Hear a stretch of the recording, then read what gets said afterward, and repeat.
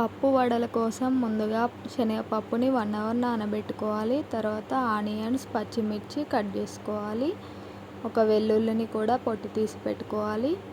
కొత్తిమీర, లైట్‌గా మెంతి కూడా వేసుకోవచ్చు. వీటిని మిక్సీ పట్టుకోవాలి.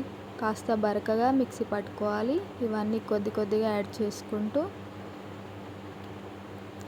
ఇలా మిక్సీ పట్టుకున్న దానిలో కొత్తిమీర, కాస్త మెంతి వేసి కారం, ఉప్పు, మసాలా యాడ్ చేసుకొని కలుపుకోవాలి.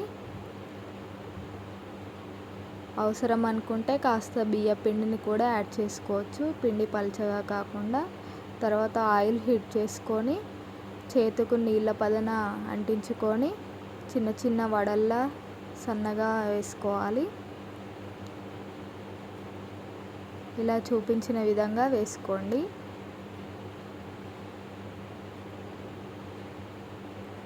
వీటిని గోల్డెన్ బ్రౌన్ ఫ్రై చేసుకోవాలి.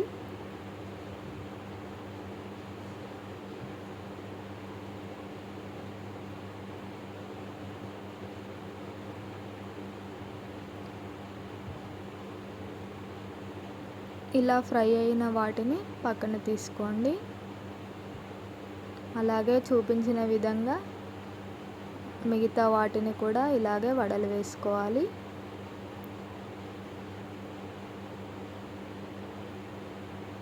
ఆ తర్వాత వీటిని ఆనియన్స్తో కలిపి తింటే చాలా బాగుంటుంది.